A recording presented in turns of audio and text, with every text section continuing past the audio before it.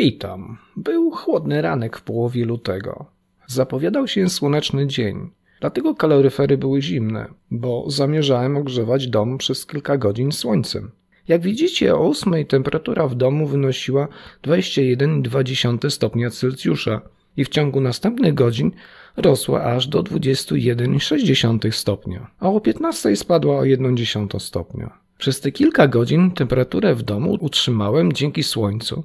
Pomimo, że w najcieplejszym momencie dnia temperatura na zewnątrz w cieniu wyniosła -3 stopnie. Skąd się to wzięło? Ja nie mam PV. W dalszej części filmu postaram się wyjaśnić ten fenomen i ile udało mi się uzyskać darmowej energii.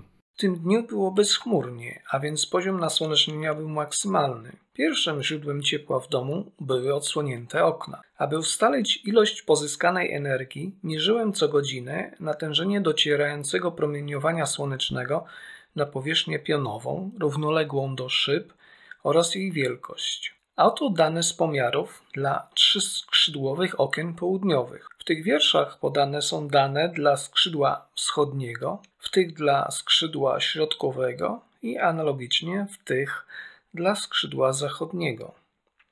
Jak widzicie w tabeli, w godzinach porannych szerokość powierzchni, na którą padało promieniowanie oraz jego ilość była mniejsza ze względu na padanie promieni słonecznych na szyby pod kątem ostrym. Tak samo było w godzinach popołudniowych. W zasadzie 90% energii słonecznej przeniknęło do domu przez szyby w czasie 5 godzin. Po podzieleniu ilości pozyskanej energii przez powierzchnię szyb uzyskałem 1,6 kWh na metr kwadratowy. Czy ta ilość mogłaby być większa? Tak, gdyby współczynnik przepuszczalności światła przez szyby był wyższy. U mnie wynosi on 0,38, a dla 2 szyb ten współczynnik może być większy i wynosić 0,50. Łatwo można więc wyliczyć, że ilość przepuszczanego ciepła mogłaby być o 25% większa i wtedy ilość uzyskanej energii cieplnej wyniosłaby 2 kWh na metr kwadratowy. Następnie na podstawie przeprowadzonych pomiarów oszacowałem ilość energii z promieniowania słonecznego uzyskanej przez wszystkie okna. Jak widzicie, większość uzysków miała miejsce na oknach południowych, znacznie mniej na oknach wschodnich. Nie było uzysków przez okna zachodnie ze względu na zacienianie przez drzewa. Razem odsłonięte okna pozwoliły pozyskać 10 kWh darmowej energii do ogrzewania domu.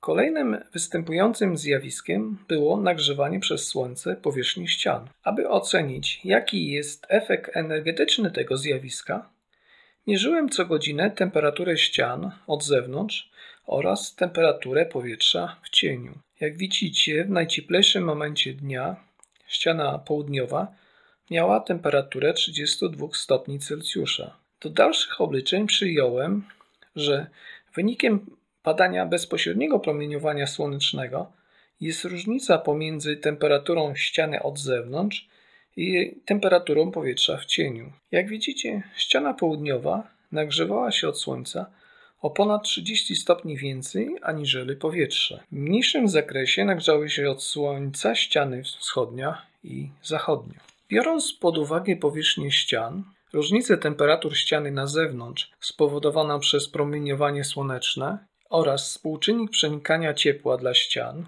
u mnie on wynosi 0,3 W na metr kwadratowy na stopień, obliczyłem ilość energii cieplnej, o którą zmniejszyło się przenikanie ciepła przez ściany domu na zewnątrz.